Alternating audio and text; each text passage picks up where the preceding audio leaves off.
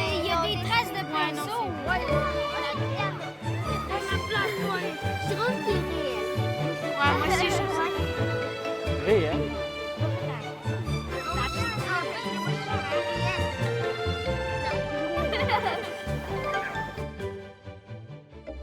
Salut les amis!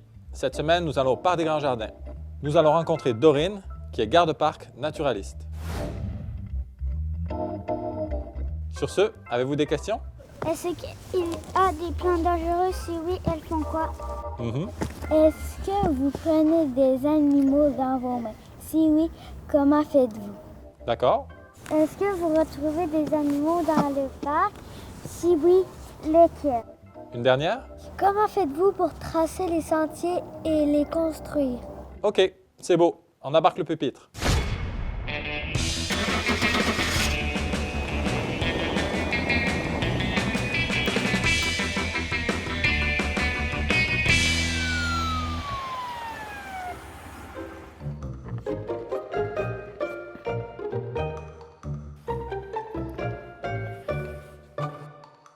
Bonjour Dorine. Bonjour Jérôme. Merci de nous accueillir dans le Parc des Grands Jardins ce matin. On est à l'accueil du Mont des Lacs des Cygnes et on est ici pour apprendre plein de nouvelles choses sur le parc. Alors je te laisse nous dire comment ça va se dérouler ce matin. Bon, on va commencer tout d'abord par aller à l'intérieur parce que je vais vous montrer comment le parc a été créé. Et par la suite, on va se diriger vers la montagne, puis on va parler de toutes sortes de sujets, des animaux, la forêt qui a été brûlée, puis tout vous expliquer ce qui concerne le parc. Fait qu'on enfile nos masques et on y va. OK!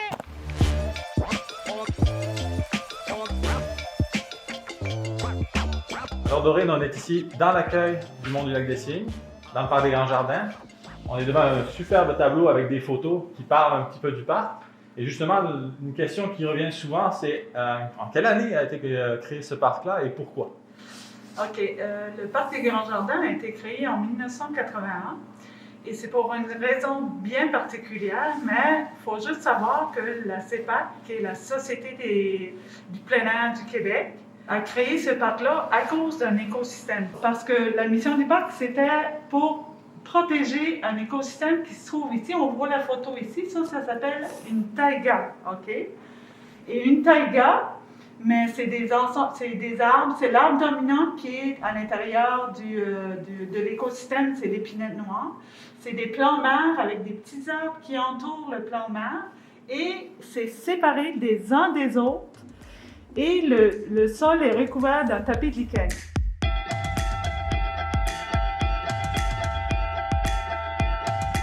On a voulu protéger cet écosystème-là pour conserver la population de caribous qui se trouvait à l'intérieur du parc. D'accord. Donc en fait, si je comprends bien, on a un écosystème particulier, épinette noire et ensuite lichen, et on a un élément animal, le caribou, et on cherche à protéger ces deux éléments-là qui font partie du même écosystème. C'est exactement ça. Et en quelle année? Donc, on a dit en 1981. 1981. Ouais. D'accord. Et depuis, est-ce qu'on arrive à conserver cet écosystème en vie avec les caribous et la taïga? On arrive à protéger parce que en fait, il n'y a pas de chasse ici à l'intérieur du parc, mais ça permet de protéger le caribou.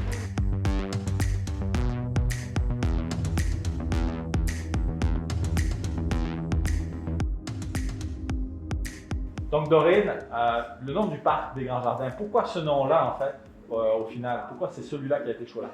OK. Le nom du parc des Grands Jardins vient de l'écosystème de la taïga parce qu'à l'époque, il y avait beaucoup de chasseurs, des pêcheurs qui venaient à l'intérieur du territoire. Et quand ils sont arrivés ici, ils voyaient le magnifique paysage de la taïga, fait qu'ils trouvaient que ça ressemblait à leur écosystème à eux, c'est-à-dire les jardins anglais. OK. toujours, ils marquaient leur prise dans un genre de registre. Ouais. Fait que c'était toujours marqué, nous sommes allés chasser 4 caribous dans les jardins. D'accord. Quand CEPAC a décidé de créer le parc, ben, ils ont fait une fouille, une recherche, et maintenant, ils voyaient ça, les jardins. Fait qu'ils ont décidé d'appeler ça le parc des Grands Jardins. Donc Dorine, on est ici au début du sentier du Mont du Lac des Cygnes. Peux-tu nous parler des activités qu'on peut trouver dans le parc des Grands Jardins à part la marche? En fait, dans le parc des Grands Jardins, il y a du camping. On a à peu près 4 campings. D'accord. On a aussi la pêche. Oui. C'est une des activités principales qu'on vient faire dans le parc des Grands Jardins. Il ne faut pas l'oublier. C'est vraiment la pêche. OK. Et on a aussi du canot, on a du kayak et puis bien sûr les randonnées pédestres. Donc l'hiver, raquettes. Raquettes. Il y a ici, il n'y a pas de ski de fond ici là, parce que ça pourrait être trop dangereux. D'accord. Mais à l'intérieur du parc, il y a une piste de ski de fond. Donc, pour ce qui est du sentier du Mont du Lac des Cygnes, on peut monter ça à l'année? Oui, c'est complètement. On peut monter ça à l'année, été, automne. Puis l'automne, c'est une super de belle période parce qu'il y a des belles couleurs. C'est vraiment merveilleux. D'accord. Donc, nous, on y va, on continue? Oui. C'est bon.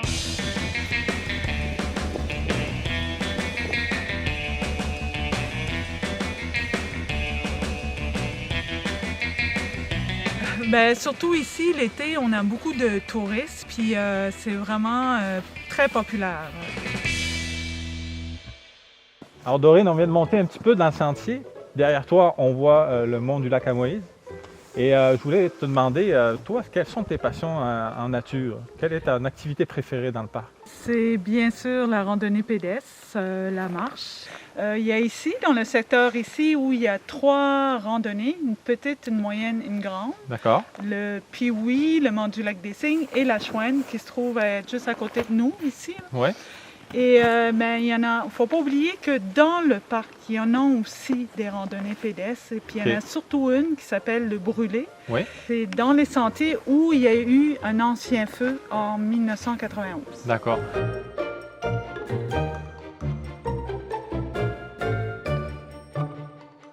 C'était un monsieur qui était campé au dôme et qui avait mal éteint son feu. D'accord. Fait que le feu s'est propagé, fait que ça a brûlé 6,3 km². D'accord. Et ça s'est produit au mois de mai. Un mois plus tard, jour pour jour, il y a eu un autre feu à Arthabasca. D'accord. Puis ça a brûlé 15 km² du parc. OK. Puis ça a été la foudre, en fait. Ça a été la foudre qui a brûlé.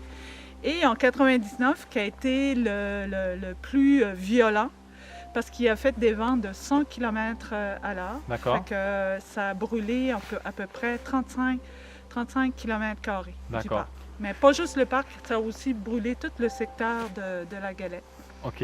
Et donc, quand on parle de la Galette, on parle d'un secteur qui est plus haut. Oui, qui est plus haut. Et quand on parle d'Arthabasca, c'est le lac Arthabasca qui est lui aussi plus haut et où il y a un accueil. Oui, où il y a un accueil, une nouvelle accueil. Ça fait quelques années qu'on a un accueil là-bas. D'accord. Et c'est là aussi qu'il se passe toutes les activités de nautique, kayak, canot. D'accord. Fait qu'on continue? Oui, c'est bon.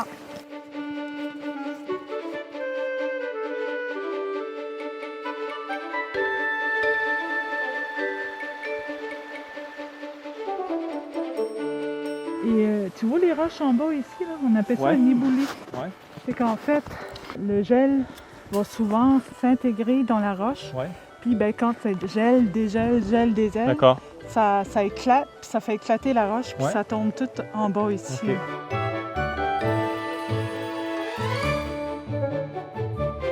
Donc Dorine, ici, on est au pied d'un bloc erratique. Est-ce que tu veux nous parler rapidement de ce que c'est? En fait, les blocs erratiques, c'est quand il y a des glaciations. En fait, quand le glacier grossit et gèle, il ramasse à l'intérieur de lui plein de matériaux. Et quand ça fond, il laisse sur son passage c'est cette merveille qu'on trouve juste ici à côté de nous. OK. Donc, c'est un roc qui a été abandonné par un glacier. Oui, exactement ça. OK. Continuons.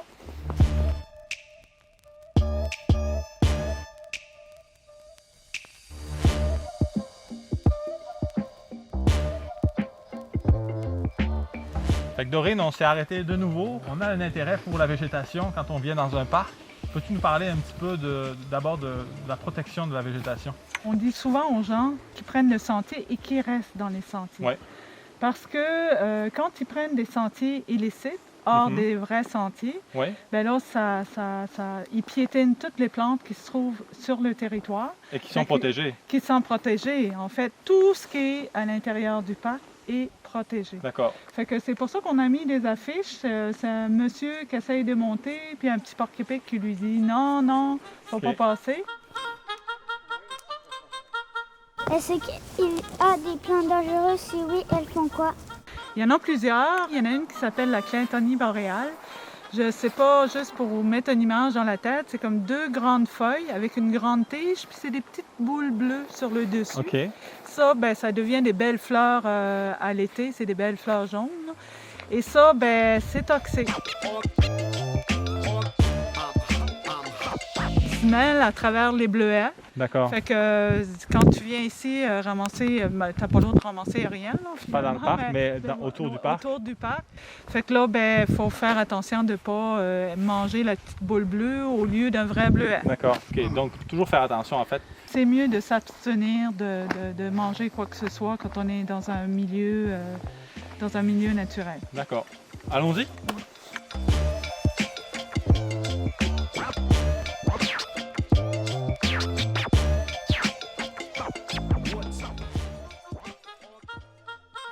Est-ce que vous retrouvez des animaux dans le parc?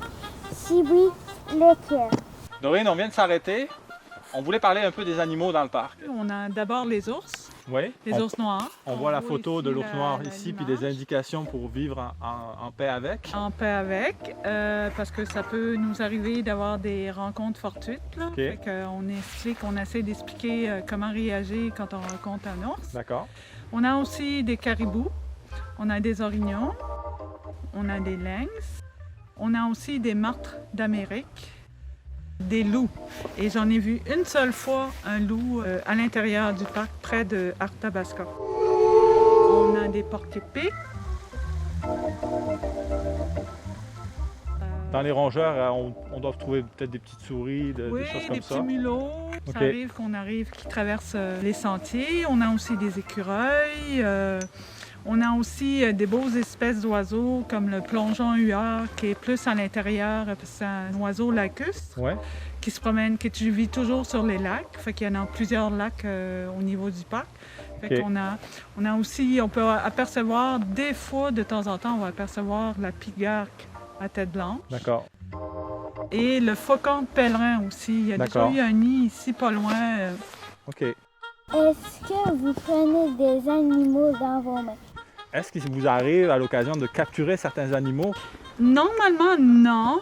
Mais je dois vous dire que la première année que j'ai travaillé ici, on a vu à peu près 35 ours noirs au D'accord. cours de l'été. Et en fait, c'est parce qu'on a vu beaucoup d'ours, parce que cette année-là, il a manqué de nourriture. Fait que partout au Québec, ils ont eu des problèmes avec les ours. OK. Le seul problème qu'on a vu ici dans le parc des Grands Jardins, c'était un petit ours qui était abandonné par sa mère. OK. Puis, ben, on a été obligé de le prendre puis l'amener ailleurs. D'accord. Mais autrement, on prend jamais des animaux dans nos bras parce qu'on sait très bien que des animaux, ben, c'est imprévisible. Et souvent, ils ont peur. Mhm. Mais quand ils ont peur, ben, ils peuvent réagir agressivement. D'accord. Fait que c'est mieux de les respecter puis les laisser vivre OK. en paix sur leur territoire.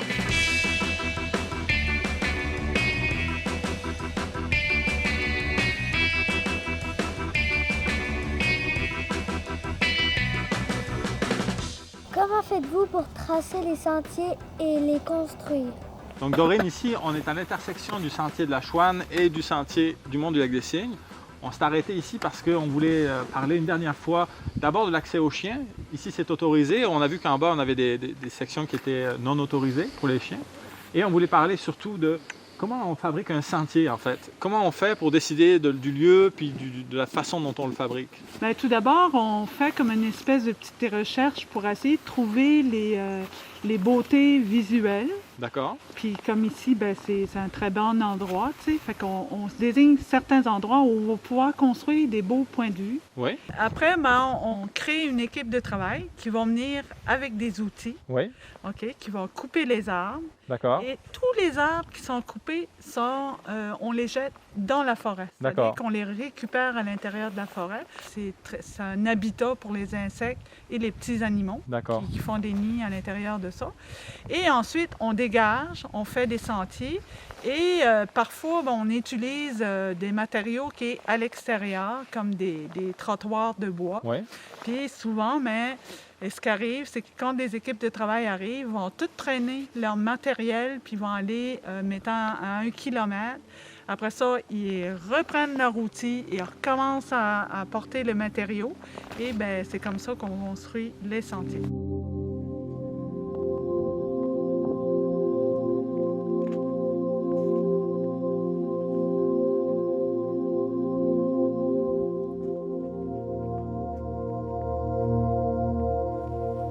Dorine, merci beaucoup pour la promenade. Bienvenue. On s'est installé ici avec notre pupitre pour passer à la partie du questionnaire DTV. Alors, première question. Dorine, tu es née où? Je suis née aux Îles-de-la-Madeleine, dans un petit village de pêcheurs d'environ 300 habitants. OK. Puis mon père était pêcheur de homard. Oh. Et en fin de compte, tu es allée à l'école primaire à quel endroit? Bien, dans mon village, il y avait une école qui allait de maternelle à 6e année. Fait que je suis allée à l'école, c'était une petite école primaire là, dans mon village natal, qui est la grande entrée. Et comparativement à Saint-Urbain, ça ressemblait quoi le village où tu es née? Est-ce que c'était plus petit, plus grand? Non, c'était un petit village de pêcheurs. Là. Il y avait un port de pêche, OK. ou le port de pêche le plus important aux Îles-de-la-Madeleine.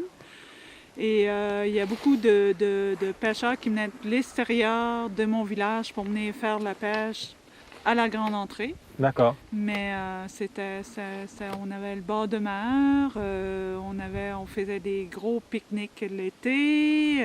C'était merveilleux. OK. Belle enfance. Maintenant, est-ce que tu peux nous parler de ton parcours scolaire après le primaire? En fait, mon secondaire, c'était très spécial parce que moi, j'habitais dans l'est des Îles-de-la-Madeleine et c'était trop loin pour aller au secondaire. Fait qu'on était obligé de rester là la semaine. Fait que je suis devenue pensionnaire à partir de secondaire 1 jusqu'à secondaire 5. Par la suite, j'ai été obligée de quitter les îles parce qu'il n'y avait pas de cégep. J'ai quitté les îles pour aller faire un cours en éducation spécialisée. Après, je suis allée faire un bac en anthropologie. D'accord. Puis, comme en anthropologie, je n'avais pas vraiment de job, d'emploi fixe. Fait que après ça, j'ai décidé de retourner à l'école pour faire un cours de guide d'aventure et écotourisme. Et c'est comme ça que je suis devenue garde-parc naturaliste. Donc ici dans le parc, ton métier, c'est garde-parc naturaliste. J'ai à peu près une quinzaine, non plus que ça, j'ai au moins 20 ans d'expérience parce que j'ai travaillé ailleurs comme guide touristique. Mais dans le parc ici, ça va faire 16 ans que je travaille. OK. Bien sûr, la nature, ça fait toujours partie de ma vie. Depuis que je suis tout jeune, que j'adore être proche de la nature.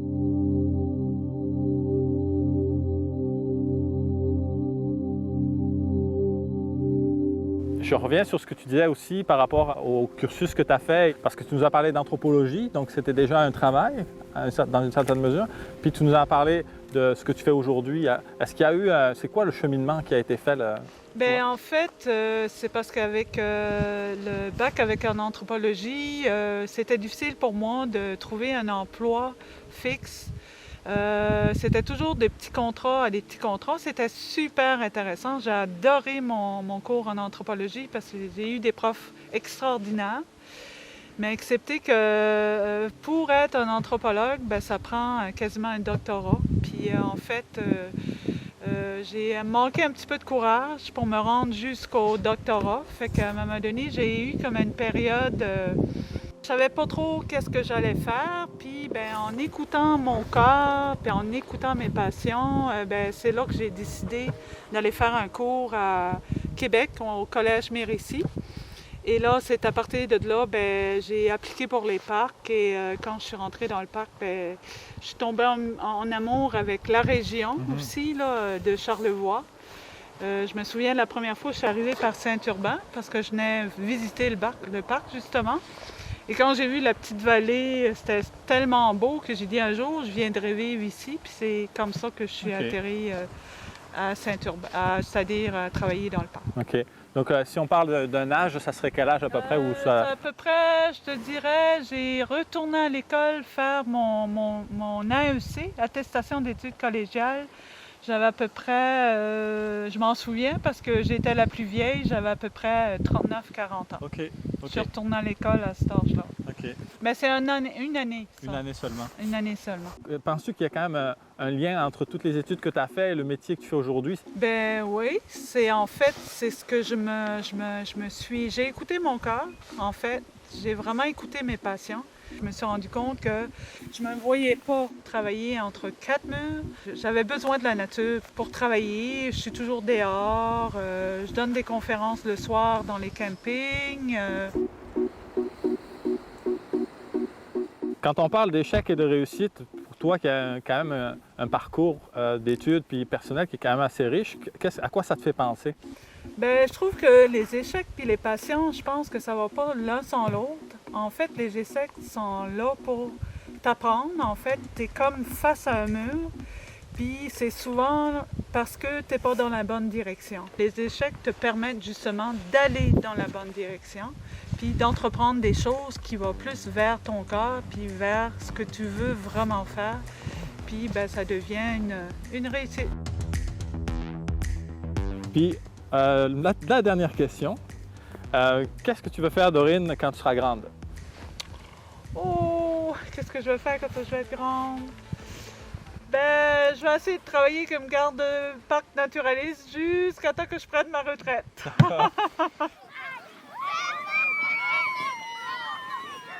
Salut les amis! Alors cette semaine, on a découvert le Parc des Grands Jardins et on a découvert plein de choses. Notamment que ce n'est pas une bonne idée de cueillir des petits fruits dans le parc. D'abord parce qu'on n'en a pas le droit, ensuite parce que certaines plantes, comme la Clitonie boréale, sont toxiques. On a appris aussi que c'est important de respecter le tracé des sentiers pour ne pas piétiner la végétation qui doit être conservée. Dans le Parc des Grands Jardins, tout est protégé. Alors on se retrouve la semaine prochaine. Cette fois, on sera au cœur du village de Saint-Urbain. Une nouvelle aventure. À bientôt!